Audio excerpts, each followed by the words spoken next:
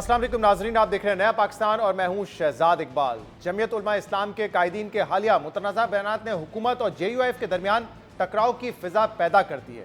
हुकूमती रहनुमा समेत मुख्तलिफ सियासी और मजहबी शख्सियात की जानिब से अभी मौलाना फजल रहमान से मुतालबा किया जा रहा था कि वो शोधा से मुतल्लिक अपने अल्फाज वापस लें और माफ़ी मांगे कि इसी दौरान JUIF के सेक्रेटरी जनरल अब्दुल गफूर हैदरी का एक और मुतनाज़ा बयान सामने आ गया है, जिसमें उन्होंने कारकुनों को GHQ के बाहर धरने के लिए तैयार रहने की हिदायत की है।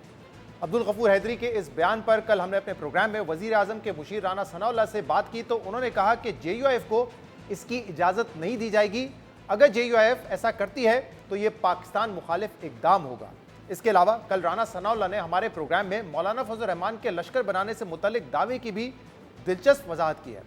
राना सनाउल्लाह ने कहा है कि अगर बलूचिस्तान और खैबर पख्तूनख्वा में आबादी से ये कहा जाए कि वो दहशतगर्दों का मुकाबला करने के लिए अपने अंदर कुछ अहलियत पैदा करें तो इसमें मसले वाली कौन सी बात है। मौलाना ने इस बात के गलत माने लिए हैं। इन मामलात पर और दीगर मामलात पर जिसके लिए हमें ज्वाइन किया है JUIF के तर्जुमान असलम बुखारी ने। बहुत बहुत शुक्रिया असलम साहब, आपने हमें ज्वाइन किया। असलम साहब, इस हफ्ते जो मौलाना फजल रहमान साहब की तकरीर थी उस पर आपने हुकूमत का और हुकूमत के इत्तेहादियों का रिएक्शन तो देखा है। कल हमारे प्रोग्राम पर भी राना सनाउल्लाह साहब मौजूद थे तो उन्होंने कहा कि शोधा के हवाले से जो बात की गई वो नामुनासिब थी और शायद जोश खिताबत में कर गए फजल रहमान साहब ये बात।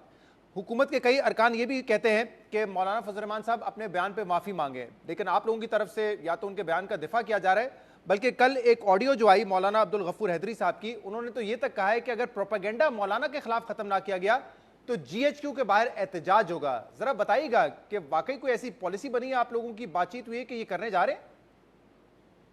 बहुत शुक्रिया आपका।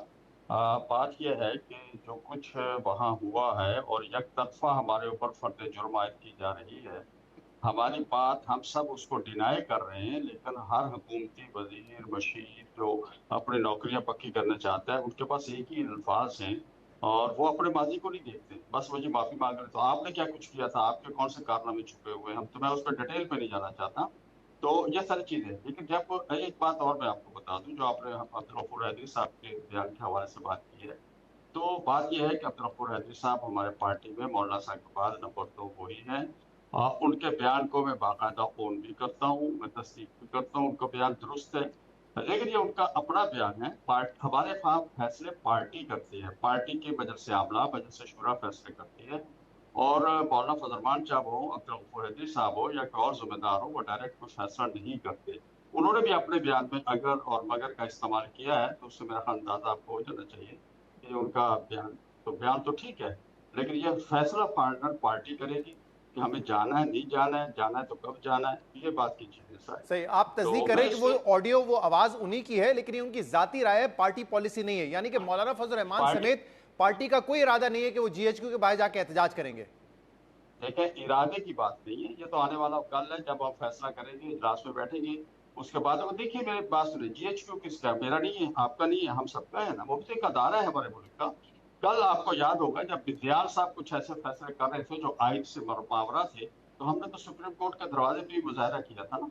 उसमें किस किस को फायदा हुआ मैं उस पर नहीं जाऊंगा, लेकिन हमने तो वहां मुजाहरा किया था, उनको मजबूर किया कि वो आइन से मावरा फैसले न करें। तो मैं समझता हूँ कि मेरे अपने अदारे, मतलब आप कह रहे हैं कि आप लोगों ने मिलकर दबाव डाला सुप्रीम कोर्ट पर? दबाव नहीं डाला, कुछ मजबूर किया कायद के तहत, मजबूर कर रहा, दबाव डाल होता है ना वो फैसले करें। आप उसको दबाव समझे, जो भी समझे, वो बेलगाम हो चुके थे और बदियाल साहब रोजाना एक नया फैसला ले आते थे जिसको कोई आगे पीछे पूछने वाला नहीं था। दबाव नहीं था, उनको मजबूर किया कि आइन के अंदर रहते हुए बात करें और उन्हें की। फिर उसके बाद बात यह है कि अदारे मेरे अपने हैं, लेकिन जब आयशा गुलालाई, त्यादुल हसन चौहान और चौधरी, अपना ताहिर अशरफी, जब इस किस्म के चाबी से चलने वाले खिलौने जब मार्केट में आके बदजुबानी करेंगे मौलाना फजल रहमान के खिलाफ, तो हम सब जानते हैं, पूरी कौम जानती है कि ये चाबी के खिलौने कहाँ से चलते हैं। तो फिर अगर हैदरी साहब ने इस तरह का बयान दिया है तो मेरे दूसरों को लेकिन देखिए असलम साहब, आप लोग ये कहते रहे, फजल रहमान साहब बार बार कहते रहे कि ठीक है आपका इख्तलाफ हो सकता है तरीक़ेकार पे, पॉलिसी पे, लेकिन 9 मई जब हुआ, जैसे PTI के लोगों ने वहां जाके एहतजाज किया, लोग आपस से बाहर में, फिर कहती रही कि देखें फॉल्स फ्लैग हो गया हमारे खिलाफ, तो उस वक्त 9 मई को तो कंडेम किया मौलाना फजल रहमान ने, आपकी जमात ने, और ये कहते रहे कि इस हद तक आगे नहीं बढ़ना चाहिए कि आप कौमी इदारों के सामने जाके एहतजाज करें। तो फिर अब वही बात आप अगर कर रहे हो या आपकी जमात में से तो कोई कर रहा हो, تو بات تو پھر اسی غلطی ہوگی نا یہ بھی کہ آپ جا کے وہاں پہ احتجاج کریں. دیکھیے میں نے پہلے بھی عرض کی کہ جب ہم نے سپریم کورٹ کے سامنے احتجاج کیا تھا تو اس کے وہاں پر کوئی شور شرابہ کوئی ایسا توڑ پھوڑ یا کوئی ایسی چیز تو نہیں ہوئی تھی، بلکہ آپ ہی کے چینلوں پہ چلا تھا کہ ہمارے لوگ وہاں پر بعد میں جھاڑو اور صفائی کر رہے تھے، ہمارے لوگ کارکن کھڑے ہو کہ ہم ان لوگوں میں سے نہیں ہیں. پی ٹی آئی نے اگر جی ایچ او پہ حملہ کیا یا کسی اور چیز پہ حملہ کیا تو ہم سب نے اس کی مذمت کی، ایسی کوئی بات جی نہیں ہے. تو وہ راستہ ہمارے لے اپنے ہی کیوں ادارے کہ اپنا اس گھر. قسم کا کوئی امکان ہم پیدا ہو. جی نہیں ایسا نہیں ہوگا، بلکہ اگر ہمیں جانے کا ہم نے فیصلہ کیا تو ہمارے اپنے لوگ ہیں، ہم نے اپنے لوگ سے جا کے شکایت کرنے کا تو مجھے حق ہے نا اپنے لوگوں سے. تو سارے میرے اپنے ہی بیٹھے ہوئے نا، میرے اپنے عزیز رشتہ دار بھائی برادر سب فوج میں ہیں. تو ہم تو شہداء بھی وصول کرتے ہیں فوج کے، وردی کے اندر شہید ہوتا ہے وہ بھی ہمارا سیولین. وہ بھی آج زیارت والا جو واقعہ ہے آپ کے سامنے آج وہاں جنازے ہوئے تو وہ بھی جے یو آئی کے لوگ ہیں سارے اور پولیس کے لوگ ہیں سارے، تو وہ جی بھی تو وردی والے ہیں اچھا نا. دیکھیں، تو 25 ہم منٹ کی تقریر جو فضل الرحمان صاحب کی ہے، اس سے لمبی تقریر تھی، اس میں کئی باتیں ایسی ہیں جو ماضی میں بھی سیاسی جماعتیں کرتی رہتی ہیں. آج تحریک انصاف بھی کر رہی ہے، آپ لوگ بھی کر رہے ہیں، ماضی میں نون لیگ بھی کرتی رہی ہے. میں نے کہا رانا ثناءاللہ صاحب کو کہ ووٹ کو عزت دو والی بات کرنا یا ہر ادارہ اپنے دائرے کار میں رہ کے کام کرے، یہ باتیں پاکستان میں ہوتی رہیں، کسی سے ڈھکی چھپی نہیں ہے. لیکن ایک کنسنسس اس بات پر ہے کہ جوش خطابت میں شہداء کے حوالے سے جو بات کی گئی وہ نامناسب تھی، وہ نہیں کرنی چاہیے تھی. تو جیسے کل فضل الرحمان صاحب کہہ رہے تھے، کل رانا صاحب کہتے فضل الرحمان صاحب اگر اس بات کو واپس لے لیں تو اس سے ان کا قد بڑھے گا، چھوٹا نہیں ہوگا. تو رانا صاحب کون ہوتے ہیں فیصلہ کرنے والے کو انہوں نے یہ کہا غلط کیا ہے؟ ہم کہہ رہے ہیں سیاق و سباق سے ہٹ کے بات آپ کر رہے ہیں، اللہ دے پی ٹی وی پہ چلا دیں ان کی، تو قوم فیصلہ کرے نا. قوم تو مولانا فضل الرحمان کے ساتھ کھڑی ہوئی 6 دن سے ایکس پہ جو اس وقت جے یو آئی کھڑی ہوئی ہے، پوری قوم جے یو آئی کے ساتھ کھڑی ہے. ہمارا پیاریہ اس وقت قوم کو نے تسلیم کیا ہے. تو اس طرح کی باتیں رانا صاحب یا کوئی اور ہے وہ اپنی نوکریاں بچانے کے لیے بیچارے حکومت میں بیٹھے ہوئے، کیا کریں، ان کو بھی حکم آتا ہے آپ نے یہ کرنا ہے وہ کرتے ہیں. لیکن بات سیدھی سی ہے، ہم نے کسی شہید کے خلاف کوئی بات نہیں کی، اس کو سیاق و سباق سے ہٹا کے چلایا جا رہا ہے. مولانا صاحب کبھی بھی ایسی بات نہیں کر سکتے. مولانا صاحب نے 55 سال سے سیاست کر رہے ہیں اور ہر بندہ جانتا ہے کہ وہ زیرک سیاستدان ہے. اس طرح کی کبھی بھی بات وہ نہیں کر سکتے. اور اگر کسی کے پاس کوئی ایسی چیز ہے وہ کہتے ہیں کہ ایسی ہوئی ہے تو لے جائیں کورٹ میں، ہم فیس کر لیں گے اس کو. اسلم صاحب کل ایک اور بات رانا ثناءاللہ صاحب نے ہمارے پروگرام میں کی، کیونکہ جو مولانا صاحب کی تقریر تھی اس میں انہوں نے لشکر کی بات کی تھی کہ ہم سے کہا جا رہا ہے کہ لشکر بناؤ، اور اوبویسلی وہ کہہ رہے تھے کہ لا انفورسمنٹ ایجنسیز کو تنخواہ ملتی ہے دہشت گردی سے لڑنے کی یا لا اینڈ آرڈر مینٹین کرنے کی. تو اس پر رانا ثناءاللہ نے کہا کہ یہ بات جس طریقے سے کی گئی تھی اس کا غلط مطلب نکالا جا رہا ہے، وہ تو لشکر ایک دفاع کے لیے کہا جا رہا تھا کہ بنایا جائے. ذرا میں چاہوں گا آپ سن لیجئے پھر اس کا جواب دیجیے گا مجھے.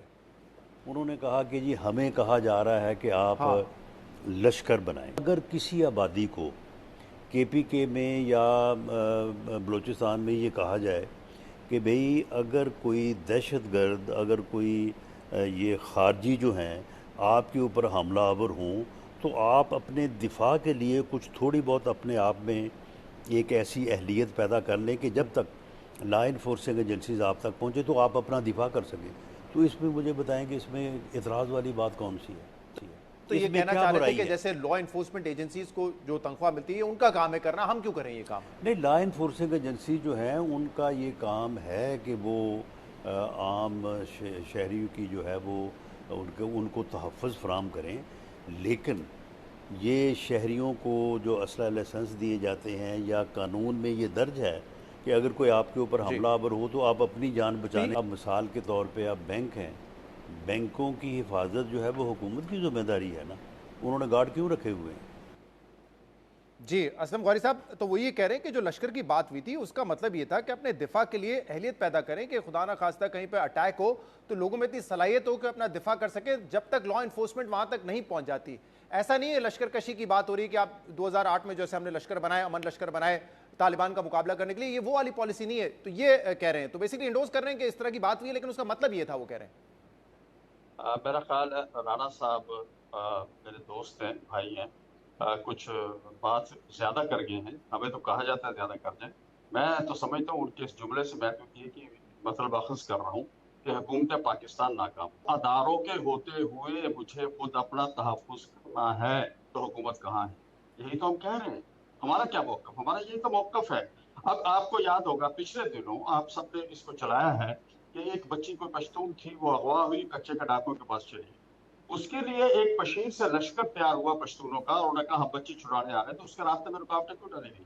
اس کو کیوں روکا گیا؟ اس کو ان کے اوپر کیس اور مقدمے کیوں بنائے گئے؟ کیا ملک میں 2 قانون ہے یا ایک ہی قانون ہے؟ تو اس طرح میرا خیال رانا صاحب کو زیادہ کیا گیا. ऐसी बात नहीं है। हम देखें, हम अदारों के साथ भी खड़े हैं, मुल्क के साथ भी खड़े हैं, मुल्क की पॉलिसियों के साथ भी खड़े हैं। सबसे ज्यादा इस दहशतगर्दी की जंग में मैंने अपनी कुर्बानियां दी हैं। 2000 से ज्यादा लोग मेरे शहीद हुए हैं। एमएलएज हैं, एमपीएज हैं, उलमा हैं, शेख उल हदीस हैं, और मुस्तकिल आयतें कुर्बानी दे रहे हैं। हम कोई बंदूक लेके नहीं लड़ रहे हैं, हम उनके बयानिए से लड़ रहे हैं। हमें वो इसलिए मार रहे हैं, मुझे तहफ़्फ़ुज़ किसने दे रहे हैं? मुझे तो राणा साहब ने तहफ़्फ़ुज़ दे रहे हैं। अगर हुकूमत मुझे तहफ़्फ़ुज़ देने के लिए तैयार नहीं, मुझे कहती बयानिया भी उनके साथ जाके तुम टकराओ और बंदूक लेके जाके उनके साथ लड़ो, तो मैं समझता हूँ इससे बड़ी कोई ज्यादती नहीं होगी। तो और इस पे मेरा ख्याल राणा अच्छा, साहब को ये बताइए, वैसे वो तो कह रहे हैं कि मतलब ये है इस बात का कि अपने दिफा के लिए एक आप लोगों को सलाहियत पैदा करें उनमें, लेकिन आप जरा बताइए फिर, अगर फजल रहमान साहब ये कह रहे हैं लश्कर बनाने का कहा गया, तो क्या एग्जैक्टली मैसेज कन्वे किया गया, कम्युनिकेट किया गया, किस किस्म की बात हुई आप लोगों से? देखें, वहां पर बाकायदा इस तरह के अमर लश्कर बनाए जा रहे हैं, अमर कमेटियां बनाई जा रही हैं। पिछले दिनों बंडू में ये वाकया हुआ है, उन्होंने हमारे आदमी को कुछ शहीद कर दिया, बाद में माफी मांगी, उन्होंने कहा हमसे गलती हो गई। वहां पर बाख्तियार बनाया जा रहा है। ये उसी तरह बन रहा है जैसे मेरे भाई, जैसे कराची में अमन कमेटी बनी थी, ये उस स्टाइल में हमें ले जाना चाह रहे हैं। हम वहां पर देखो, माहौल हर जगह का अपना होता है। पश्तूनों में एक रवायात है कि वो नस्ल दर नस्ल जो दुश्मनी पड़ जाए, कत्ल हो जाए, वो एक दूसरे के साथ निभाते हैं। और बहुत से लोग ऐसे भी होते हैं जो इलाका छोड़ जाते हैं, लेकिन पीछे जाकर उसको कत्ल किया जाता है। असलम बुखारी साहब, हम नहीं 2008 चाहते। में भी ये पॉलिसी रियासत ने अपनाई थी। आपने सुना होगा अदज़ई लश्कर वगैरह, इस तरह के और लश्कर बने थे, ये उनमें से एक बड़ा लश्कर था। और बाद में बड़ा नुकसान रहा था इस पॉलिसी का, क्योंकि जहाँ से ये लश्कर उठते थे, जिस गांव से, वहाँ पे तालिबानों ने हमला किया, उनके हुजरे पे, उनके जिरगों पे हमले हुए, और बहुत सारे सिविलियंस जो है उसमें मारे गए थे। उस पॉलिसी का कोई खास फ़ायदा नहीं हुआ। 2016 में जब हमें ये अंदाज़ा हुआ, या ये हमें यकीन हुआ कि तालिबान अब ख़त्म हो गए हैं इन इलाकों से, तो बाकायदा उनसे दोबारा असला लिया गया। जो अमन लश्कर बने थे उनसे असला लिया गया कि अब ज़रूरत नहीं है अमन लश्करों की। तो आप क्या कहना चाह रहे हैं, उसी किस्म की कोई पॉलिसी जो दोबारा रिपीट की जा रही है? हाँ, मैं यही अर्ज करना चाह रहा हूँ कि उसी तजर्बे को दोबारा करने की कोशिश की जा रही है। हम देखें, हम केपी बलूचिस्तान में, आज देखिए बलूचिस्तान में तो आपको शायद याद हो, जुल्फकार की भुट्टो साहब के दौर में वहाँ की मुंतखब हुकूमत को फारिग किया गया था। अकबर बुगटी साहब को गवर्नर बनाया, गवर्नर राज नाफिज किया, उस दिन से आज तक ऑपरेशन चल रहा है। तो हमने क्या हासिल किया, कुछ समझ में आई बात? वहां पर कुछ हमने हासिल किया, वो आज तक की हम इनाम है वहां से। अब तो पश्तून इलाकों में जंग चली गई है, ज़ियारत में अब पुलिस वाले शहीद हुए हैं जो मेरे अपने हैं, जेयूआई के लोग हैं। इस तरह कोयटा में आना उन की लेकिन असद साहब, इसमें उस वक्त जब ये लश्कर, अमन लश्कर बने थे, 2008 की बात कर रहा हूं, तो बहुत सारे गांव देहात ने अपना फैसला खुद भी किया था, क्योंकि असला तो वहां पे होता था, और अगर उनको हुकूमत से मदद मिल रही थी तो वो इसलिए चाहते थे कि हम मुकाबला कर रहे हैं लोगों का, कि ऐसा ना हो कि फिर बाद में फौज अगर करे तो पूरे पूरे इलाके खाली करके ऑपरेशन हो। वो उनको लगता था ज्यादा नुकसान होगा, तो बजाय इसके कि फौजी ऑपरेशन हो, वो चाहते थे हम खुद इनसे निमट लें, इनको यहां से निकालें। अगर इस किस्म की पॉलिसी, क्योंकि ये तो बात होती रहती है ना, अक्सर पीटीआई भी करती है कि देखें हमारे हाथ में कंट्रोल दे दें, लोग खुद निमट लेंगे उनसे। तो अगर वो समझते हैं रियासत और हुकूमत के यार ये बेहतर निमट सकते हैं और ऑपरेशन की जरूरत नहीं होगी, तो फिर क्यों ना अडॉप्ट किया जाए इसको? देखिए, फिर वही बात आ जाती है ना, फिर इसने अदारे क्या काम कर रहे हैं मेरे? मैं तो मुझे तहफ़्फ़ुज़ दे रहा, तो अदारों का काम है ना, हुकूमत का काम है। तो इसका मतलब वो अपनी हुकूमत अमली अपने ठीक करे ना, या फिर ये तस्लीम करें कि हम नाकाम हो चुके हैं, आवाम खुद अपना तहफ़्फ़ुज़ के लिए निकले। मैं कैसे निकलूं? मुझे बताएं। मेरे पास आज तक कोई मेरे नाम पे असले का लाइसेंस नहीं है। हम कैसे अपना तहफ़्फ़ुज़ करें? हमें बताएं। हमें तो असले का लाइसेंस लेने जाए 50 जगह से गुजर के जाना पड़ता है, तो हम कैसे अपना तहफ़्फ़ुज़ करें? तो मैं समझता हूँ कि हुकूमत का ये रवैया, हुकूमत की जो गुफ्तगू, हुकूमत का ये बयानिया कमज़ोर है, और वो इस बयानी में बुरी तरह नाकाम हुई है। अच्छा, एक बात का जवाब दीजिएगा असलम साहब, कि इस वक्त ये सब इसको पता करने की कोशिश कर रहे हैं कि फजल रहमान साहब ने इस वक्त ऐसी बात क्यों की, क्यों ऐसे मूड में लग रहे हैं कि वो एक तनाव की सियासत करना चाहते हैं, जबकि यही नून लीग, पीपल्स पार्टी आपके इत्तेहादी रहे हैं। अभी 26वीं तरमीम के वक्त भी आपसे आके मिले और आप लोगों को राजी कर लिया। अब इसमें कल मैं राणा साहब से भी पूछा, वो तो कहते हैं कि देखिए एक ग्रीवेंस ये है फजल रहमान साहब का कि पीडीएम के सरबराह वो थे, लेकिन 2024 में जो हुकूमत मिली तो उनको ना केपी में हुकूमत मिली, ना वफाक में हिस्सा मिला, तो ये उनकी एक नाराजगी है। और वो समझते हैं कि जाहिर सी बात है, जब सरबराह थे पीडीएम के और कुछ ना मिले तो नाराजगी उनका एक वजह भी है। तो क्या ये इशू है? हाँ, देखिए, अब अच्छा, ये एक सवाल आपने मुझसे किया, लेकिन मैं आपसे भी करूंगा। ये जो हमने पिछले दिनों कराची सिंध में एक जलसा किया, उसकी आप वीडियो मंगवा लें, चेक कर लें। हमने बशीर बलूचिस्तान में बड़ा जलसा किया, उसकी वीडियो मंगवा लें, चेक कर लें। हमने एक बड़ा जलसा चार सदा में अभी पिछले महीने लास्ट मंथ में किया, उसकी वीडियो मंगवा लें, मौलाना साहब की तकरीर चेक कर लें। कसूर की वीडियो पूरी मंगवा लें, मैं भिजवा दूंगा आपको, उसको आप चेक कर लें। तकरीर तो एक ही है। ये तो मुझे पूछना है कि आपको कसूर में तकलीफ क्यों हुई है? तकलीफ होती तो कराची में हो जाती, बशीर में हो जाती, चार सदा में हो जाती। تو وہاں چونکہ وہاں کی عوام کی ہم نے بات کی تھی تو وہاں یہ بول نہیں سکتے تھے. اب دیکھیں ٹی وی پہ ہمارا بائیکاٹ ہے, ہمارا کوئی جلسہ نہیں چلایا جا رہا. مولانا صاحب بات کرتے ہیں جب بیٹھ کے اس پہ پارلیمنٹ ہاؤس کے اندر, افسوس کا مقام ہے کہ وہاں کی ملک کی تقریر میں نہیں بات جانے دی جا رہی. تو ہم نے فیصلہ کیا ہم عوامی رابطہ مہم پہ نکلے, عوام تک پہنچے. قصور میں ان کو اندازہ نہیں تھا کہ لاکھوں لوگ ہمارے پیچھے آ کے وہاں کھڑے ہو جائیں, جس کی وجہ سے یہ وہاں کی حکومت اور وہاں کے حکمران مسلم لیگ جو ہے وہ پریشان ہو گئی ہے. اور میں یہ کوٹ نہیں کرنا چاہوں گا, نام نہیں لوں گا, کہ پچھلے الیکشن میں تو ہمیں یہ کہا گیا تھا کہ جمیعت علماء اسلام جو 2024 کی بات کر رہے ہیں, تو میرے انہی دوستوں نے کہا تھا کہ جمیعت علماء اسلام پنجاب میں کہاں ہے. تو ان کی سوچ یہ تھی, اب قصور میں اتنا بڑا, لیکن ایک بات جو اور کی فضل الرحمان صاحب نے, اس کے بعد وہ کہتے ہیں پارلیمنٹ کو لانے بھیجتے ہیں. ابھی دیکھیں یہ بڑی عجیب سی بات ہے اسلم صاحب. ابھی آپ کو پتا ہے کہ 2024 کے الیکشن کے بعد ایک تنازع پیدا ہو گیا کہ پاکستان تحریک انصاف کے جو لوگ تھے ان کو کیا ریزرو سیٹس ملیں گی یا نہیں ملیں گی. اب اسی پارلیمنٹ میں جب یہ معاملہ سپریم کورٹ میں گیا تو آگے آپ کی جماعت بھی تھی کہ نہیں تحریک انصاف کی سیٹیں ہمیں دے دو. خیبر پختونخوا میں جتنی سیٹیں آپ جیتے ہیں اس سے زیادہ ریزرو سیٹ آپ کو مل گئی. تو اگر واقعی آپ کو ایک اصول کی سیاست کرنی ہے, جمہوری سیاست کرنی ہے, تو عدالتوں کو پتہ ہے کہ اس وقت حکومت کو جو ہے ہر طرف سے ایک قسم کی سپورٹ ہے, تو آپ کو اصولی پوزیشن لیتے اس وقت کہ بھائی یہ پارلیمنٹ جعلی ہے, ہمیں نہیں چاہیے ریزرو سیٹس. لیکن اس وقت آپ لوگ آگے تھے ریزرو سیٹس دینے کے لیے کیونکہ آپ کا فائدہ ہو رہا تھا. نہیں, میرا فائدہ نہیں ہو رہا, اس وقت بھی فائدہ اپوزیشن کا ہو رہا تھا. اگر یہ سیٹیں میں نہ لیتا تو یہ سیٹیں مسلم لیگ اور پیپلز پارٹی لے لیتے. اصولی پوزیشن کیا فرق پڑتا, 3 سیٹوں سے کیا فرق پڑتا. 2 یا 3 سیٹیں دیکھیں, 2 یا 3 سیٹیں میں نے اگر قومی اسمبلی میں لی ہے, وہ 2 یا 3 سیٹیں اپوزیشن کہلاتی ہے, وہ اپوزیشن کی ہیں. پی ٹی آئی کا نام پی ٹی آئی کا ہو, جے یو آئی کا ہو, ہم اپوزیشن میں بیٹھے ہوئے ہیں. وہ قوت اپوزیشن کو ملی ہے, وہ مسلم لیگ کو نہیں ملی. اگر میں نہ وہ ایسی اپوزیشن ہے کہ جب 26ویں ترمیم آتی ہے تو آپ ووٹ وہاں جا کے دے دیتے ہیں, اپوزیشن میں ہوتے تو پھر تحریک انصاف کے ساتھ کھڑے ہوتے, ووٹ نہ دیتے. نہیں, وہاں تو ہمارا دیکھیں وہ ایک علیحدہ چیپٹر ہے, اس میں ہم نہیں سر, چیپٹر یہی ہے نا. آپ کہہ رہے ہیں ہم اپوزیشن میں, آپ اپوزیشن میں کہاں ہیں؟ اگر آپ ترمیم کو جب حکومت کو آپ کے نمبر کی ضرورت تھی تو آپ حکومت کے ساتھ کھڑے ہوئے تھے نا, اپوزیشن میں کہاں تھے آپ؟ میرے برادر آخری دن جب ہم ووٹ دینے گئے اس وقت پی ٹی آئی کے لیڈروں کی, گوہر صاحب کی اور دیگر حضرات کی آپ تقریریں اٹھا لیں, ہم ان کے مشورے سے گئے تھے. ہمارے مشورے سے ہم نے آپس میں طے کیا تھا کہ آپ نے ووٹ دینا نہیں ہے اور ہم نے ووٹ دینا ہے. یہ ہم دونوں نے طے کیا تھا. اس سے کہ ہم نے 1.5 مہینہ حکومت کو انگیج کر کے اپنی مرضی کی 26ویں ترمیم تیار کرائی تھی.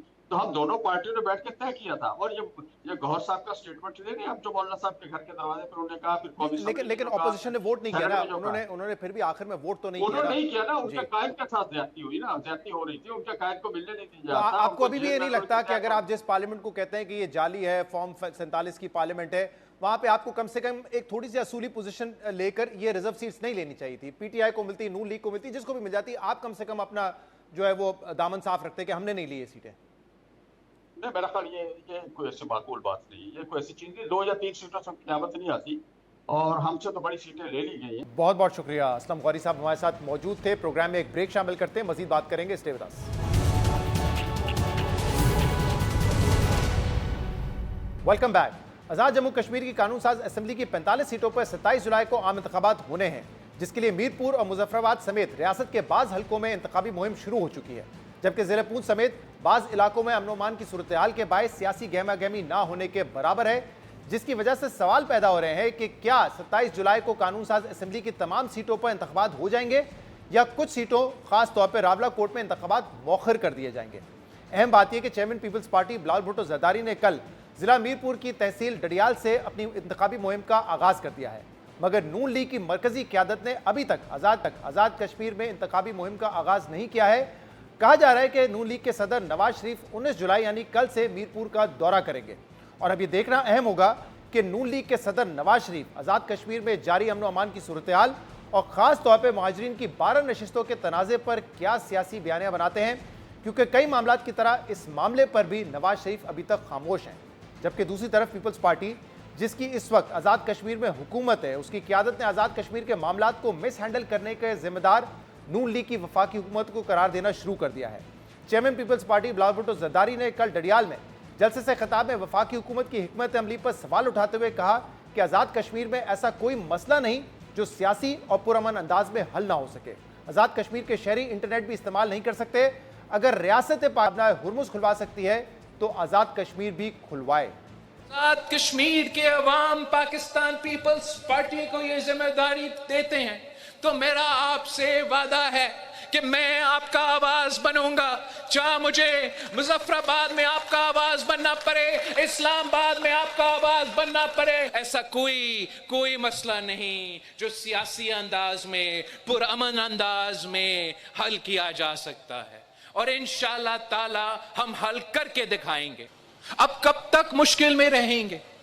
آپ فونز تو استعمال کر رہے ہیں، کیا آپ کا انٹرنیٹ کام کر رہا ہے؟ یہ کس قسم کی انصاف ہے؟ اگر ریاست پاکستان اسٹریٹ آف ہارموز کھلوا سکتے ہیں تو ہمارا درخواست ہے حکومت پاکستان سے، ریاست پاکستان سے، میرا کشمیر بند پڑا ہوا ہے، کھولے۔ بلاول بھٹو زرداری کہہ رہے تھے کہ اگر ان کی جماعت حکومت میں آئی تو وہ کشمیریوں کو ان کا حق دلوائیں گے، تنازعات کا پرامن حل نکالیں گے، مگر ان کا یہ موقف بھی بہت عجیب ہے کیونکہ اس وقت آزاد کشمیر میں پیپلز پارٹی ہی کی حکومت ہے۔ پیپلز پارٹی کے فیصل راٹھور پچھلے 9 ماہ سے آزاد کشمیر کے وزیر اعظم ہیں۔ پیپلز پارٹی 29 سیٹوں کے ساتھ آزاد کشمیر کی اکثریتی جماعت ہے، یعنی آزاد کشمیر میں عوامی مینڈیٹ آج بھی پیپلز پارٹی کے پاس ہے، تو پھر وعدے پورے کرنے کے لیے بلاول بھٹو زرداری کو دوبارہ مینڈیٹ ملنے کا انتظار کیوں کرنا پڑا ہے؟ اور پچھلے کچھ ماہ کے دوران آزاد کشمیر میں جو بھی فیصلے ہوئے ہیں، کالعدم جوائنٹ عوامی ایکشن کمیٹی سے جو بھی بات چیت ہوئی ہے اس میں پیپلز پارٹی شامل رہی ہے۔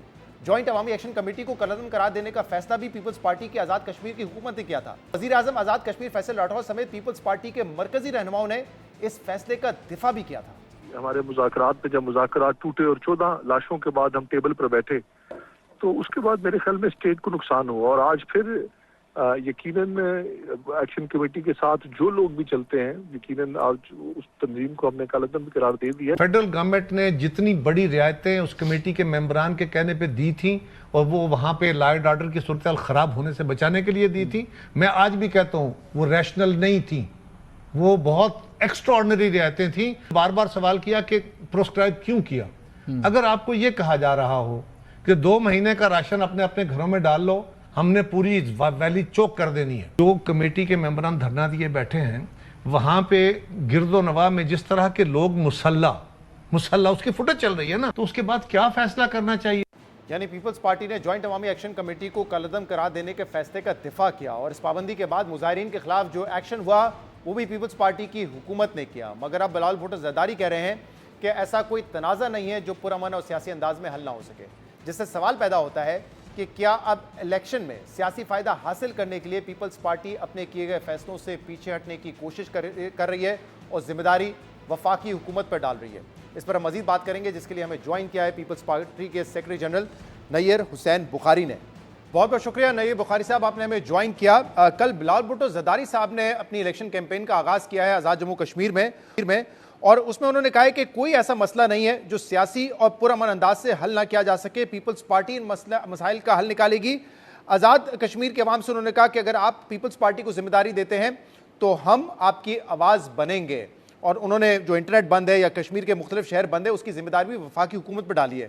لیکن بخاری صاحب، اس وقت پیپلز پارٹی کی تو حکومت ہے آزاد جموں کشمیر میں، وزیر اعظم بھی آپ کے ہیں، تو اگر حل نکالنا ہے، عوام کی آواز بننا ہے، تو اس کا انتظار کیوں کیا جا رہا ہے کہ دوبارہ عوام مینڈیٹ دیں ان کو؟ تو پھر یہ ہوگا۔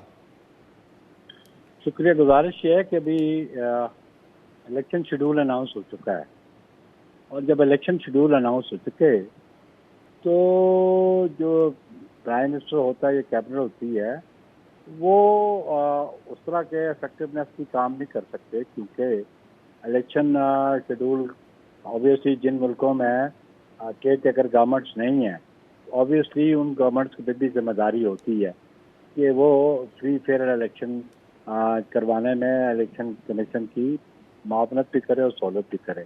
اس سے beyond day to day affairs ان کا کام ہوتا ہے۔ لیکن پاکستان پیپلز پارٹی کی قیادت یہ سمجھتی ہے کہ پرائم منسٹر بالکل انٹرم کانسٹیٹیوشن کے نیچے ہے، لیکن الٹیمیٹلی افیکٹونیس تو فیڈرل گورنمنٹ کی ہے، اور فیڈرل گورنمنٹ جو ہے بہت سارے ایشوز پہ اس کی ذمہ داری بھی بنتی ہے۔ خاص کر یہ جو ایشو جوائنٹ ایکشن کمیٹی کا ریز ہوا، اگر خالی پرائم منسٹر آزاد کشمیر کی حد تک ہوتا تو فیڈرل گورنمنٹ اپنے 2 وزراء کو نہ بھیجتی نیگوسیشن کے لیے، پاکستان پیپلز پارٹی اپنے مرکزی لیڈران میں سے نہ بھیجتے۔ اس لیے چیئرمین بلاول نے جو بات کی ہے وہ کہا کہ سولوشن جو ہے وہ ڈائلاگ میں ہے، گولی اور بندوق میں سولوشن نہیں ہے، چاہے کسی جانب پہ بھی ہو۔ تو پولیٹیکل ایشوز جو ہیں وہ پولیٹیکل لیڈرشپ کے ڈائلاگ سے ریزالو ہوتے ہیں، اور اس کے لیے جو پیپلز پارٹی کی لیڈرشپ اپنا کردار ادا کر سکتی ہے، ہم اپنا کردار ادا کرنے کو تیار ہیں، اور ہم سمجھتے ہیں کہ اس کو ریزالو ہونا چاہیے. ادروائز وہ ماحول نہیں بن رہا الیکشن کا، کیونکہ بہت سارے کینڈیڈیٹس کو ایکسیس نہیں ہے اپنی کانسٹیچوئنسی جی. لیکن بخاری صاحب جو آپ یہ کہہ رہے ہیں کہ الیکشن شیڈیول اعلان ہو جاتا ہے تو اس کے بعد حکومت یا وزیر اعظم کے اتنے پاورز نہیں رہتے، وہ ڈے ٹو ڈے افیئرز پہ کام کر رہے ہوتے ہیں، لیکن یہ جو فیصلے ہیں جو جوائنٹ عوامی ایکشن کمیٹی کو کالعدم قرار دینا ہو، انٹرنیٹ بند ہو، یہ تو اس وقت کے فیصلے ہیں جب وہ ان پاور تھے، الیکشن شیڈیول بھی نہیں اناؤنس ہوا تھا، بلکہ وہ دفاع کر رہے تھے آ کے کہ اس کے علاوہ اور کوئی چارہ نہیں ہے. جن آپ نے کہا کہ پیپلز پارٹی کی سینئر رہنما قاہرہ صاحب اس کمیٹی کا حصہ تھے جو ان سے مذاکرات کری تھی، انہوں نے بھی دفاع کیا کہ اس کے بعد کوئی آپشن نہیں بچا تھا ان کو کالعدم قرار دینا. دیکھیں جی، کالعدم قرار دینے کے لیے ایک پروسیجر اڈاپٹڈ ہے. وہ پروسیجر چاہے وہ پاکستان میں ہو چاہے وہاں پہ ہو، اور آپ دیکھ رہے ہیں کہ اس سے سپریم کورٹ آف کشمیر کی انوالومنٹ تھی، اور جو اس کو پروسکرائب تنظیم کہا گیا کہ it's not a political party. اگر تو وہ پولیٹیکل پارٹی ہوتی تو پھر اس کے لیے اور صورتحال ہوتی. بہرحال جو تشدد کے واقعات ہوئے اور جو ریٹ آف دی گورنمنٹ اور جو سیکورٹی ایشوز پہ ہیں، جب اس قسم کے ایشوز انوالو ہو جائیں اور ایک سیگمنٹ آف سوسائٹی اس انتہا پہ چلا جائے کہ یہاں پہ نیشنل سیکورٹی کو تھریٹ ہو، تو آبویسلی لا پریویل کرتا ہے. لیکن ایٹ دی سیم ٹائم آپ کو یاد ہوگا کہ ہمارا ایک ممبر قمر زمان قاہرہ راجہ پریشد تھے، انہوں نے منت سماجت بھی کی ان کی کہ آپ اس کو مئی سے بیونڈ لے جائیں، 15 پہ لے جائیں، 9 مئی کے نہ کریں. اور شیڈول اس وقت تک آیا نہیں تھا جتنے شیڈول سے پہلے کی بات لیکن ہے. نیا صاحب یہ معاملہ پچھلے اکتوبر نومبر سے چل رہا ہے، انفیکٹ اسی کے بعد آپ کی گورنمنٹ آئی وہاں پر، تو اس وقت سے لے کر اب تک اگر پیپلز پارٹی اس مسئلے کو حل نہیں کر پائی تو پھر نیا مینڈیٹ بھی آپ کو مل جائے گا، تو آپ کیسے اس مسئلے کو حل کریں گے؟ کیونکہ آپ کی حکومت بھی تھی اور جو کمیٹی تھی اس میں آپ کے مرکزی رہنما بھی تھے، وہ اگر نہیں حل کر سکے تو بعد میں کیسے کریں گے پھر؟ دیکھیں جی، let's have a positive approach نا، we should not have a negative approach. پہلی بات تو یہ ہے کہ جب یہ ایشوز کراپ اپ ہوئے اس میں سے 38-39 پوائنٹس تھے، آلموسٹ کوئی 37-36 ریزالو ہو گئے. ایک جو کنٹروورسی چل رہی تھی وہ نہیں چل رہی تھی ریفیوجیز کی سیٹس کی، جو پاکستان میں ان کو ایبالش کروانا چاہتے تھے. ہم نے ایک سولوشن بھی دیا کہ جی ایبالش نہیں ہو سکتی، انٹرنیشنل ہماری کمٹمنٹس بھی ہیں، یونائٹڈ نیشنز کے جو ریزولوشنز ہیں اس کے مطابق بھی پاکستانی گورنمنٹ کی کمٹمنٹس ہیں. تو ریفیوجیز کو تو ہم اگنور نہیں کر سکتے. موڈ ان کی ریپرزنٹیشن کا اس سے ضرور بات ہو سکتی تھی. ہاں، لیکن اس پر بھی بلاول صاحب نے 2 دن پہلے کہا کہ آپ لوگ کیسے اتنے عرصے سے برداشت کر رہے تھے کہ الیکشن ہونے ہیں آزاد جموں کشمیر میں اور انتخابات ہو رہے ہیں پنجاب میں. انہوں نے مثال دی کہ ایسے کیسے ہو سکتا ہے کہ سندھ میں کوئی انتخابات ہو رہا ہو اور ووٹ اس کا کہیں پنجاب میں ڈل رہا ہو. تو وہ بھی ایسا لگ رہا ہے کہ اس مطالبے پہ جوائنٹ عوامی ایکشن کمیٹی کے ساتھ کھڑے ہوئے ہیں. نہیں، وہ طریقہ یہ تھا کہ جوائنٹ ایکشن کمیٹی کی اریٹیشن کیوں ہوئی؟ وہ اریٹیشن اس لیے ہوئی کہ پی ایم ایل این کے وزراء کی اسٹیٹمنٹس نے اس ایشو کو زیادہ ہوا دی. جب کسی منسٹر کہے جی ہماری گنتی شروع ہوتی ہے 11 سے آنورڈ، سو وہ جوائنٹ ایکشن کمیٹی یا کشمیر کے جو 33 سیٹیں ہیں وہاں کے جو ریپرزینٹیٹیوز الیکٹ ہو کے آتے ہیں، وہ کہتے ہیں جی یہ الیکشنز ہمیں انفارمیشن آف گورنمنٹ ہمیں افیکٹ کرتے ہیں، کیونکہ یہ پنجاب میں ہوتے ہیں اور وفاق کی حکومت اور پنجاب کی حکومت جہاں وہ پریویس ریکارڈ سے یہ ہے کہ وہ افیکٹولی اپنا رول ادا کرتی ہے، اور پھر وہ لوگ سمجھتے ہیں کہ free and fair transparent election نہیں ہے، ان کی نمائندگی درست طریقے سے نہیں آئی، وہاں پہ مینوورنگ ہو جاتی ہے، انفلوئنس ہو جاتا ہے. تو وہ کہتے ہیں جو حقیقی معنوں میں 33 سیٹوں میں میجورٹی لے کے آتے ہیں وہ تو پھر مائنورٹی میں اور بلاول صاحب کی بھی یہی رائے ہے کہ یہ 12 سیٹوں پہ الیکشن جو ہوتا ہے جس میں 10 پنجاب میں نہیں ہونا چاہیے ایسا؟ بلاول صاحب نے کہا تھا کہ پروپورشنل ریپرزنٹیشن کے طریقے پہ آپ آ جائیں. آپ کو ریکال کریں چیئرمین بلاول کی اسٹیٹمنٹ تھی کہ جیسے پاکستان میں وومن سیٹس جو ہیں اور مائنورٹی سیٹس ہیں پروپورشنل ریپرزنٹیشن، اور ایون بلاول صاحب نے کہا لیٹس ہیو اے ڈائلاگ آن دس، صحیح، اس کو ریزالو کرتے ہیں، اور ریزالو کرنے میں کوئی حرج بھی نہیں. بہت بہت شکریہ. نیر بخاری صاحب ہمارے ساتھ موجود تھے. ایک شامل کرتے ہیں، مزید بات کریں گے پیٹرولیم مصنوعات کی قیمتیں کیسے طے ہوں گی، اس میں دوبارہ فارمولا تبدیل کیا ہے حکومت نے، کیا وجہ اس کی، اس پہ بات کریں گے ایک بریک کے بعد.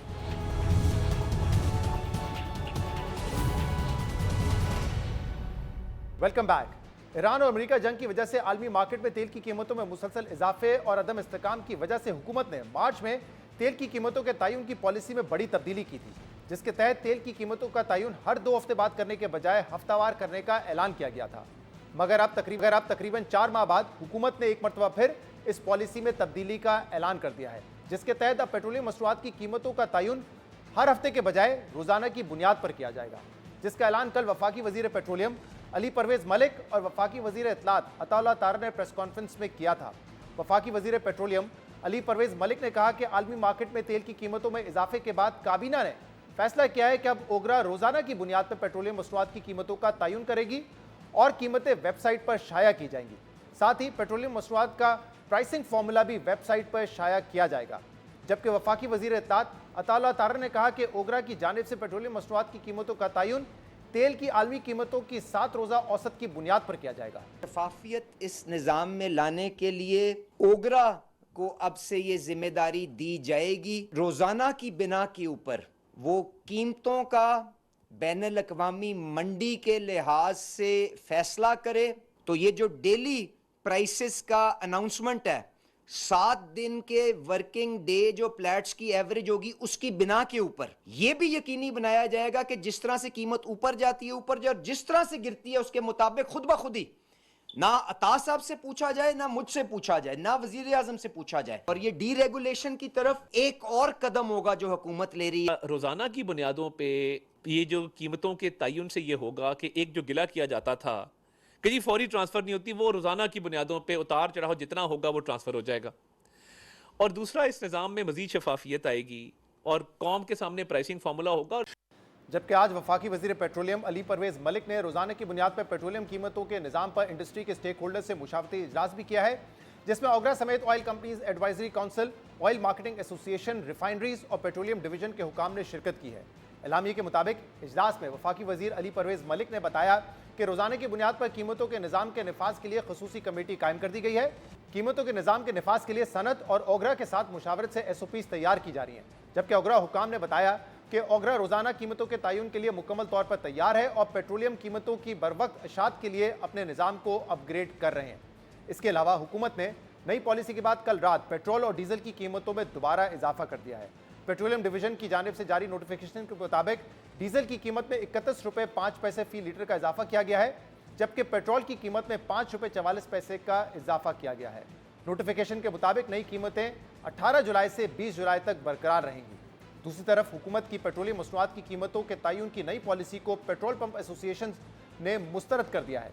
साथ ही इस पॉलिसी की वजह से मुल्क में पेट्रोलियम मसनूआत की मसनूई किल्लत पैदा होने का खदशा भी जाहिर किया है। इस मामले पर हम मजीद बात करेंगे, जिसके लिए हमें ज्वाइन किया है नुमान अली भट्ट ने, वाइस चेयरमैन है all Pakistan petrol pump owners association के। बहुत बहुत शुक्रिया नुमान साहब, आपने हमें ज्वाइन किया। नुमान साहब, कल हुकूमत पाकिस्तान ने यह फैसला किया है कि अब ओगरा जो है वो रोजाना की बुनियाद पर पेट्रोलियम मसनूआत की कीमतों का तयन करेगा। जो कीमतें हैं वो वेबसाइट पर डाल दी जाएंगी, जिस फॉर्मूले के तहत कीमतें तब्दील होंगी उस फॉर्मूले को भी वेबसाइट पर डाल दिया जाएगा। लेकिन आपकी एसोसिएशन ने हुकूमत के इस इक़दाम को मुस्तरद किया है और इस पर नजरसानी करने का मुतालबा किया है। क्या वजह है, क्यों मुस्तरद कर रहे हैं इसको आप? जी, thank you so very much for हमारा ये ओपिनियन आपने लिया। सबसे पहली बात है जी कि हम 14 से 15,000 पेट्रोल पंप डीलर्स जो हैं, रजिस्टर्ड एसोसिएशन है हमारी, almost all over the Pakistan. किसी भी स्टेक होल्डर को इन्होंने ऑन बोर्ड नहीं लिया, किसी भी रिटेलर को, डीलर को ऑन बोर्ड नहीं लिया। ये हमें तो अचानक मीडिया के तवज्जुह से ये बात पता चली है कि जो प्राइसिंग है वो आइंदा डेली बेसिस पे होगी। तो हमारे लिए ये ऑब्जर्व करना बहुत मुश्किल हुआ और मुश्किल हो रहा है कि हम किस तरह से इसको मैनेज करेंगे। गवर्नमेंट ने including OGRA, ministry of petroleum, कुछ भी हमें रोड मैप वगैरह नहीं दिया कि ये किस तरह से चीज़ें वर्क करेंगे। मतलब रोड मैप से क्या मुराद है? अगर वो कह रहे हैं कि हम प्राइसेस डाल देंगे, ओगरा जो प्राइसेस अभी तय करती पहले 15 दिन में करती थी, उससे पहले एक ज़माने में 1 महीने बाद होती थी, तो अब वो कह रहे हैं डेली बेसिस पे बता देंगे ये प्राइसेस हैं। तो हमारे स्टॉक का क्या होगा जी? जो आज हमने परचेज किया है, कल ये ड्रॉप हो जाता है, तो वो लॉस पेट्रोल पंप मालिक बर्दाश्त करेगा या कंपनी करेगी? कौन करेगा? तो ये तो अभी भी हो सकता है कि आप तेल खरीदें और 1 हफ्ते बाद कीमतें गिर जाएं, तो जो भी आपके पास इन्वेंट्री होगी, जखीरा होगा, उस पर नुकसान होगा। हफ्ते में आप कुछ तो उसमें से सेल आउट कर सकते हैं ना, हम इन्वेंट्री लॉसेस डेली के तो नहीं ले सकते ना जी। लेकिन डेली आपको फायदा भी तो हो सकता है, अगर कीमतें बढ़ी हैं तो आपको शायद अगले दिन फायदा भी हो जाए इसका। सर, फायदा नुकसान तो हर कारोबार में होता है, इसमें कोई शक नहीं है। لیکن ہمیں کوئی اعتماد میں نہیں گیا اس حوالے سے کہ اسٹیک ہولڈر 16-17 ہزار لوگ اس کو کیسے مینیج کریں گے. آپ کا آئل ٹینکر اور ہماری جو دوسری ایسوسیشنز ہیں ان کے بھی تحفظات ہیں یہی کہ اگر وہ فار ایگزامپل آپ ادھر سے سپلائز لیتے ہیں اور آپ نے جانا ہے کسی بہت زیادہ دور ایریا میں لائک کشمیر جانا ہے یا آپ نے گلگت بلتستان یا کراچی سے بلوچستان آپ نے ٹریولنگ کرنی ہے تو آپ کس ریٹ پہ اس کو فریٹ اس کا دیں گے اور پیٹرول پمپ والا کس طرح سے اس اسٹاک کو مینیج کرے گا 3 دن کے لیے. دیکھیے ہم تو یہ کہتے ہیں کہ اس کو 1 مہینے کے لیے کریں. آپ کی انٹرنیشنل مارکیٹ کے ساتھ جو بھی ورکنگ کرنی ہے جو بھی ریٹ آنا ہے آئے, but there must be a consistency, کچھ اسٹیبلٹی ہونی چاہیے کسی بھی کاروبار کے اندر. تو یہ تو نہیں ہے کہ آپ صبح آئیں اور سرپرائزنگ بھی آپ کو پتا چلے اتنا ریٹ نیچے چلا گیا اور اب اتنا اوپر چلا گیا. لائک وائز مارکیٹنگ کمپنیاں جو ہیں یہ بہت زیادہ بلیک میلنگ کرتی ہیں کہ ہمیں پھر پروڈکٹ نہیں دیتی. آپ آج بھی دیکھ لیں آپ کے جنوبی پنجاب والی سائڈ پہ اور گرد و نواح جتنے بھی علاقے ایون KPK کے اندر 45% آپ کے پیٹرول پمپ بند ہوئے ہوئے ہیں, ان کو سپلائز نہیں مل رہی. آج ان کے انکوائریز چل رہی ہیں کچھ کمپنیز کی, کچھ کو کوئی مسائل ہے. وہ ہمارے ریٹیلر یا ڈیلر کا کیا قصور ہے؟ اس کے پاس جو ایڈمنسٹریشن ہے وہ آ جاتی ہے پمپ سیل کرنے کے لیے, اس کو تنگ کرتی ہے. تو OMCs نے منسٹری آف پیٹرولیم اور اوگرا کے ساتھ کچھ OMCs نے مل کے اس تجویز. اچھا میں جو آپ کی بات سمجھا اس میں ایک تو آپ یہ بات کر رہے ہیں کہ ہم نے ایک ریٹ فکس کر لیا آئل ٹینکر کے ساتھ, لیکن اگر کوئی دور دراز علاقے میں جانا ہے اور پتہ چلا رات کے 12 بج گئے قیمت چینج ہو گئی تو پھر کیا ہوگا؟ آپریشنلی حکومت اوبیسلی ان کو چاہیے کہ وہ اسٹیک ہولڈرز کو اعتماد میں لے کہ کس طریقے سے یہ ہوگا, لیکن ادروائز کس طرح کرنا جی اس میں ورک کس طرح کرنا, ہاں کس طرح ورک کرنا ہے, ٹھیک ہے. لیکن جو دوسری بات سامنے آئی ہے حکومت کی طرف سے, ایک بات وہ یہ ہے کہ اگر ہم ہفتہ وار یا 15 دن بعد قیمتیں چینج کرتے ہیں تو آئل مارکیٹنگ کمپنیز کو اور خاص طور پہ جو ڈیلرز ہیں, اونرز ہیں پمپس کے, وہ پھر ذخیرہ اندوزی میں لگ جاتے ہیں کیونکہ اندازہ تو ہو جاتا ہے اور آپ لوگوں کو ایک عام آدمی سے بہتر اندازہ ہوتا ہے کہ اگلے ہفتے قیمتیں بڑھنی ہے کم ہونی ہے, تو آپ پھر ذخیرہ کر لیتے ہیں اور اس پہ آپ کو انوینٹری گین ہوتا ہے. تو وہ انوینٹری گین آپ کا نہیں ہوگا, اس لیے آپ کو اعتراض ہے اس فارمولے سے. نہیں جی بالکل ایسا بھی نہیں ہے, میں آپ کی اس بات سے بالکل متفق نہیں ہوں. دیکھیے بات یہ ہے کہ انوینٹری گین کیسے ہوتا ہے. آپ کی تمام OMCs, آپ کا اوگرا آپ کی سیلز کو مانیٹر کر رہا ہے, آپ کو اس چیز کا بخوبی پتہ ہے. آپ کی ایپ بنی ہے, راگزار ایپ بنی ہوئی ہے, اس کے اوپر آپ روزانہ کی سیلز اور ڈیٹا ڈالتے ہیں. آپ کو کمپنیز ایلوکیٹ کرتی ہیں, ایلوکیشن کرتی ہیں. فار ایگزامپل ABC پمپ ہے, اس کو آج 10,000 لیٹر پیٹرول ملنا ہے, وہ اس سے اوپر نہیں دیتا. انڈسٹری کا سارا کنٹرول ہے. اس طرح تھوڑا ہی ہوتا ہے کہ آپ جو ہے وہ سارا سٹاک کر لیں اور آپ کو پتہ چل گیا راتوں رات آپ امیر بننا شروع ہو گئے. اس طرح پرائسنگ سے کوئی بھی امیر نہیں ہوا. لیکن یہ تو کرتے ہیں نا یار, آپ کو پتہ ہے نعمان صاحب, جب آپ کو پتہ ہے قیمتیں بڑھنے والی ہوتی ہیں, آپ 11 ساڑھے 11 بجے پمپ پہ جائیں, وہ کہہ دیتے پیٹرول نہیں ہے ہمارے پاس, 12 بجے اسی پمپ پہ آپ کو پیٹرول ملنا شروع ہو جاتا ہے. یہ تو میرے خیال سے ہر پاکستانی نے آبزرو کیا ہوا ہے یہ بات. تو نہیں سر, کسی نے ہمیں کوئی ایسی چیز ہم نہیں ماننے کو تیار, نہ ایسی چیز ہے کہ جس پمپ پہ پیٹرول ہے وہ دیتا ہے. ایون کہ ہمارے لاسٹ 2 دن پہلے ایک پنجاب کے اندر گارڈ کو انہوں نے مار دیا, تیل دے رہے تھے لوگ. اس طرح بھی عوام کرتی ہے. آپ ہمارا بھی اوپینین لیں نا. کوئی پیٹرول پمپ ایسے ہیں, آپ میڈیا جائے نکلے فیلڈ کے اندر اور ڈاٹا لے کے آئے کس کس پیٹرول کے پمپ کے پاس فیول نہیں ہے. آپ کے ACDCs, آپ کی پیرا فورس پنجاب کے اندر اسپیسیفکلی وہ تو چھوڑتی ہی نہیں ہے کہ آپ جو ہے وہ سٹاک کر لیں. وہ تو حکومت کہہ رہی ہے کہ اب ہم انشور کریں گے, سختی کریں گے. چلیں آپ کا نقطہ نظر آ گیا, موسٹ ویلکم, موسٹ ویلکم. ہم تو آپ کو کہتے ہیں سختی کریں, لیکن ہمارا حق ہمیں دیں سر, جو ہمارا حقوق ہیں, ہماری جو لیبر. ٹھیک ہے, بہت بہت شکریہ نعمان صاحب. بہت آپ ہم سے اپنا موقف شیئر کر رہے تھے, اس پر ہم مزید بات کریں گے اور اس کے لیے ہمیں جوائن کیا ہے خرم شہزاد صاحب نے, وزیر خزانہ کے ترجمان ہے. خرم صاحب بہت بہت شکریہ وقت دینے کے لیے. کل یہ اعلان کیا گیا وزیر پیٹرولیم اور وزیر انفارمیشن کی جانب سے کہ اب اوگرا جو ہے وہ ڈیلی بیسس پہ قیمتوں کا تعین کرے گی, پیٹرولیم مصنوعات کا تعین کرے گی اور ویب سائٹ پہ قیمتیں بھی اور جو فارمولا ہے وہ بھی ڈال دیا جائے گا. سب سے پہلے یہ بتائیے کہ اس کی ضرورت کیوں پیش آئی ہے کہ ڈیلی بیسس پہ قیمتوں کا تعین کرنا ہے؟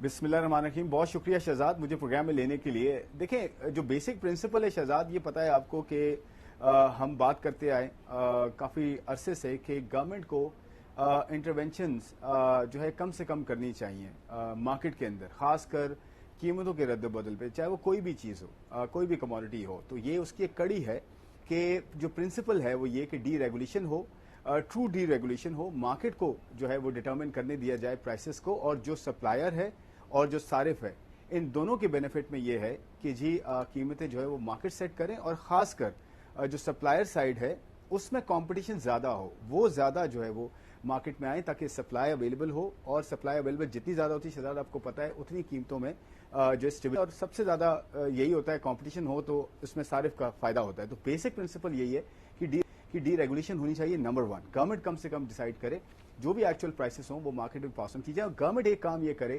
कि वो ये देखे कि क्या गलत काम अगर हो रहा है, कोई जो है मुनाफाखोरी ज्यादा हो रही है, बहुत ज्यादा अगर एक्सप्लॉयटेशन हो रही है, सारिफ के साथ अगर कुछ गलत हो रहा है तो उसमें जो है उस पर वो बेहतरी करे और ओवरऑल निजाम को बेहतर करे, बजाय इसके कि हर चीज में इंटरवीन करके वो उस चीज को सेट करे। नंबर 1 प्रिंसिपल ये। सेकेंडली ये कि जी मुकम्मल कीजिए। मैं ये कह रहा हूं कि सेकंड ये कि इसके अंदर देखें कीमतों के रद्दो बदल, आपको पता है जब से ये जंग शुरू हुई है उससे पहले 15 दिन के टाइम पे जो है कीमतें चेंज होती थी, उससे कुछ अर्सा पहले महीने पे कीमतें चेंज होती थी, और अब जो है एक हफ्ते पे आ गई थी, और अब ये डेली बेसिस या ये कहें 1-2 दिन के रद्दो बदल 1-2 दिन में जो है वो आएगा। उसकी वजह ये है शहजाद कि एक तो बहुत ज्यादा जब ऑयल प्राइस में वॉलेटिलिटी होती है, बहुत ज्यादा उतार चढ़ाव होता है तेल की कीमतों में, तो 1 हफ्ते 2 हफ्ते के बाद उसके प्रॉब्लम्स ये हो सकते हैं कि कीमत लेट्स से अगर 50 रुपए बढ़नी है और 25 रुपए बढ़नी है, तो वो अगर एक साथ आप जंप देते हैं तो वो सारिफ के लिए भी नाकाबिले बर्दाश्त होता है, और जो सप्लायर होता है उसके लिए भी इन्वेंट्री लॉस और गेन्स ऊपर नीचे होते हैं। तो देखें वॉलेटिलिटी के लिए भी ये बेहतर है कि आप कीमतें जो है वो सवाल मेरे आपसे हैं। एक तो आपने कहा कि हम डीरेगुलेट कर रहे हैं, लेकिन डीरेगुलेट तो नहीं कर रहे, प्राइसेस का तयन तो अभी भी सरकारी बॉडी ओगरा ही कर रही है ना। सिर्फ ये था पहले हफ्तावार करते थे, अब डेली बेसिस पे कर रहे हैं। जो डीरेगुलेशन की मिसाल दी जाती है दुनिया भर में आप जाएं तो वो पेट्रोल पंप जो है एक बराबर में होगा, वो कोई और कीमत चार्ज कर रहा होगा, दूसरा कोई और कीमत चार्ज कर रहा होगा। तो यहाँ तो हुकूमती बॉडी ही प्राइस सेट कर रही है, तो डीरेगुलेशन तो ना भी है। नहीं, ऐसा नहीं है शहजाद। देखिए मैं आपको 2 चीजें बताता हूं। एक तो ये कि ओगरा पहले रिकमेंड करता था कैबिनेट को या प्राइम मिनिस्टर को या जो है कमेटी को कि जी ये कीमतें आई हैं दुनिया में, ये इंपोर्ट कॉस्ट आई है, ये हमारा फॉर्मूला है, उस हिसाब से ये कीमत बढ़ती है, तो क्या उसको बढ़ाना चाहिए नहीं बढ़ाना चाहिए। तो गवर्नमेंट फैसला करती थी, आपको पता है कि प्राइम मिनिस्टर फैसला करते हैं, पेट्रोलियम मिनिस्टर उनके साथ बैठते हैं, बताते हैं जी ठीक है इतना इंक्रीज किया जाए ना किया जाए, क्या किया जाए, आप ये क्लैरिटी रखें प्लीज। तो ओगरा जो है वो रिकमेंड करती थी। अब ओगरा ये कहेगी कि जी जितनी कीमत आ रही है ये इंपोर्ट है, ये कॉस्ट है, ये प्रीमियम्स हैं, ये इंश्योरेंस है, ये IFM है, ये जो है लेवीज हैं, टैक्सेस हैं, इस हिसाब से ये प्राइस बनती है, तो वो देगी प्राइसेस। तो वो रिकमेंड नहीं करेगी, सिर्फ वो बताएगी जी ये प्राइस बनती है। लेकिन मैं कह रहा हूं तो ये बहुत बड़ा फर्क है। दूसरी बात ये है, मैं इस पे जवाब दे रहा हूं, मैं जवाब दे रहा हूं, मैं जवाब दे रहा हूं, अभी भी गवर्नमेंट बॉडी ही एक है, रेगुलेटर है जो प्राइस देखिए दूसरी नहीं ऐसा नहीं है। मैं आपको ये बता रहा हूं, वो रिकमेंड करता था, उस पर अमल करना था नहीं करना था ये गवर्नमेंट डिसाइड करती थी। आज वो जो कीमत कहेगा वो एक्चुअल कीमत होगी, इंपोर्ट के साथ वो चीज इंप्लीमेंट होगी। तो एक तो फर्क आ गया। दूसरी बात ये है, आप देखें petrol pump to petrol pump भी ब्रांड के हिसाब से थोड़ी बहुत कीमतें आज भी चेंज होती हैं। आप देखें उसमें थोड़ा बहुत फर्क जरूर होता है, पैसों में फर्क होता है, रुपयों में शायद इतना ना हो। अगर कोई अच्छी ब्रांड है, बड़ी ब्रांड है और वेल नोन ब्रांड है और वो अच्छा आपको जो है सर्व करिए सब करिए, तो वो अपना प्राइस थोड़ा बहुत चेंज करती आई है। तो D regulation in true sense देखें, ये ट्रैवल एंड जो डायरेक्शन ऑफ ट्रैवल है ना शराद, वो देखें कि हम उस तरफ चले गए, शुरू हो गई चीज और कीमतें जो है रोज तय हो रही हैं, उससे इंपैक्ट भी सारे पे कम आएगा। और जो नुमान अली भट्ट हमारे साथ थे, वाइस चेयरमैन है all Pakistan petrol pump owners association के। उनके 2-3 एतराज हैं। एक तो वो ये कह रहे हैं कि इतना बड़ा फैसला आप कर रहे हैं तो हमें टीवी के जरिए पता चल रहा है, स्टेक होल्डर्स को बुलाकर एतमाद में ले लेते, हमारा नुक्ता नजर ले लेते। दूसरा वो ये कह रहे हैं हमें तो समझ ही नहीं आ रही कि हम ऑपरेशनली कैसे इसको मैनेज करेंगे, तो कोई समझाए तो सही हमें आके। मिसाल वो दे रहे हैं कि आपने एक ऑयल टैंकर जो है वो परचेज किया हुआ है, पता चला वो दूर दराज इलाके में जब तक पहुंचता है तो कीमतें बदल गई होंगी, तो हमें कोई समझाए तो सही। ये मुतालबा तो उनका ठीक है, अगर इतनी बड़ी आप चेंज ला रहे हैं, 14-15 हज़ार पेट्रोल पंप वो कह रहे हैं हमारी एसोसिएशन के अंडर है, कम से कम बुला के डिस्कस तो करें हमसे। अच्छा, इसमें 3 पॉइंट्स है शहजाद। एक तो ये कि अगर इन ट्रांजिट कोई चीज है या लेट्स से ट्रक की आपने बात की है, कंटेनर जो है वो रोड पर है और वो पेट्रोल पहुंचना है तो पहुंचने में 2 दिन लगते हैं, तो कीमतें चेंज हो गई। तो ये तो दोनों एंड्स पे है ना, कीमत बढ़ भी सकती है कम भी हो सकती है। ऐसा तो नहीं है कि अगर पहुंच रही है कीमत बढ़ गई तो आपको थोड़ा सा फर्क पड़ जाएगा उससे, तो कीमत कम भी हो सकती है, मतलब कीमत कम होगी तो फर्क पड़ेगा, कीमत बढ़ेगी फिर भी फर्क पड़ेगा। तो ये तो एवरेज आउट हो जाएगी ना चीज, ये तो कोई ऐसा इशू नहीं होना चाहिए। लेकिन हाँ, ये बात बिल्कुल ठीक है कि कंसल्टेशन मजीद हो सकती है गवर्नमेंट के साथ, पेट्रोलियम मिनिस्ट्री के साथ। आई एम श्योर कि कंसल्टेशन होनी चाहिए, मजीद होनी चाहिए। और देखिए सारे स्टेक होल्डर्स को ये हमने बात सीखी कि कीमत ऊपर नीचे आपके अगर उनके कोई एतराजात हैं तो उन्होंने कहा कि स्टेबिलिटी लेकर आए ना सिस्टम में। ये तो स्टेबिलिटी नहीं रहेगी, पता ही नहीं होगा कि कैसे कारोबार करें हम, इसलिए वो कह रहे हैं कि इस पे हमें सुन लिया जाए कम से कम।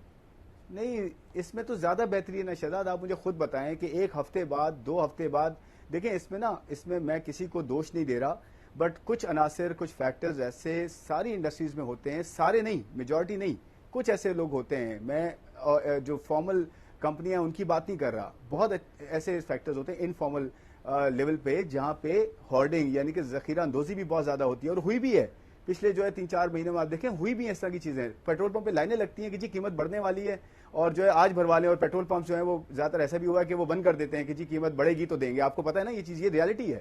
تو اس چیز کو بھی ایڈریس کرے گی نا یہ چیز کہ آپ ڈیلی بیسس پہ اگر تھوڑا بہت چینج ہو رہا ہے تو صارف کے لیے بھی اتنا امپیکٹ نہیں ہوگا, اور جو لانے والا ہے اس کے لیے بھی یہ ہوگا کہ جی مجھے پتا ہے کہ چیزیں آج اگر قیمت گری ہے کل کو بڑھ جائے گی تو وہ فرق ایڈجسٹ ہو جائے گا. تو یہ تو زیادہ بہتر ہے کہ روز جو ہے یا 2 دن میں چینجز ہوں, رادر دین یہ کہ 2 ہفتے بعد اتنی بڑی چینجز لے کر آئیں جس سے ہارڈنگ کو بھی جو ہے فوقیت تقویت مل رہی ہو اور صارف پہ بھی امپیکٹ بہت بڑا پڑ رہا ہو. میرے خیال میں زیادہ بہتر ہے, اور یہ آسٹریلیا بڑی اکانومیز میں یہ چیزیں ہو رہی ہیں. آسٹریلیا, کینیڈا, امریکہ, کچھ ایمرجنگ مارکیٹس میں بھی ایسا ہے کہ اپنے ڈائنامکس کے حساب سے وہ اس طرح کے ماڈل لاتے ہیں. دیکھیں میں یہ کہہ رہا ہوں, خرم شہزاد ہمارے ساتھ موجود تھے, ہم نے ان کا موقف بھی لیا اور جو پیٹرول پمپ اونرز ایسوسی ایشن ہے ان کا موقف بھی لیا جو اس نئے فارمولے کو مسترد کر رہے ہیں. ناظرین آج کے پروگرام میں اتنا ہی, شو سے اجازت دیجیے, اللہ حافظ.